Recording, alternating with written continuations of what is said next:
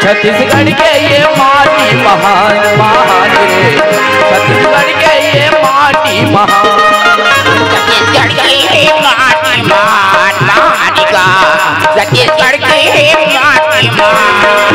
कोई हाल उपजती है, यहाँ उपजती है रहर को तो धान का, छत्तीसगढ़ के ये माटी महान महान का, छत्तीसगढ़ के ये माटी महान, छत्तीसगढ़ के ये माटी महान महान का, छत्तीसगढ़ के ये माटी महान।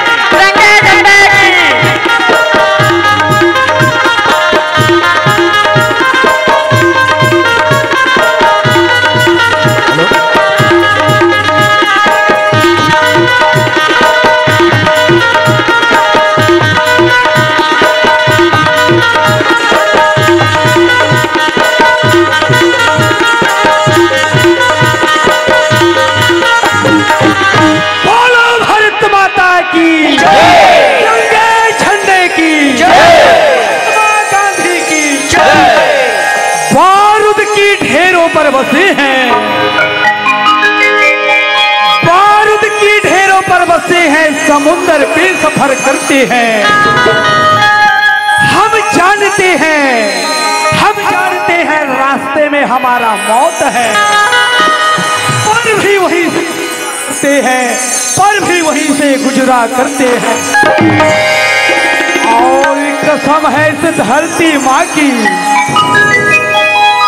भारत माँ के बेटे हैं और इसके गोद में पले हैं, इसके लिए हमें गर्व है।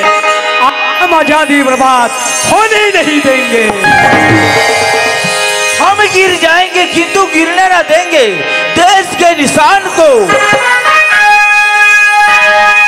हम गिर जाएंगे किंतु गिरने न देंगे देश के निशान को। हम मर मिट जाएंगे किंतु मिटने न देंगे हिंदुस्तान को, हिंदुस्तान को। फौजी वर्दी सबसे पहले हिंदुस्तान की, फौजी वर्दी सबसे पहले हिंदुस्तान की। हम भारत माँ के बेटे हैं, हम भारत माँ के बेटे हैं। चलते हैं सीने तान के, चलते हैं सीने तान के। बोल भारत माता की जय। चंदन लागे हीरा के माटी, सोना उगे के डर के साथी।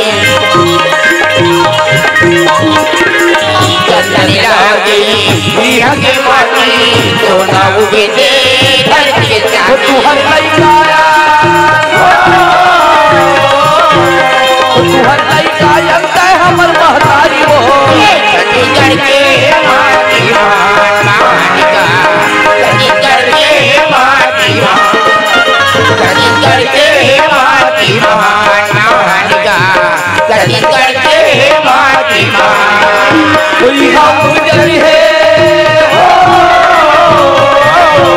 कोई हम जरी है रहे को तो धान का। छत्तीसगढ़ के माटी महान का, छत्तीसगढ़ के माटी छत्तीसगढ़ के माटी महान का, छत्तीसगढ़ के माटी छत्तीसगढ़ के माटी महान का, छत्तीसगढ़ के माटी। बोलो छत्तीसगढ़ महतारी की जय, बोलो अंगार मोती दाई की जय, बोलो संत समाज की जय। जय जय श्री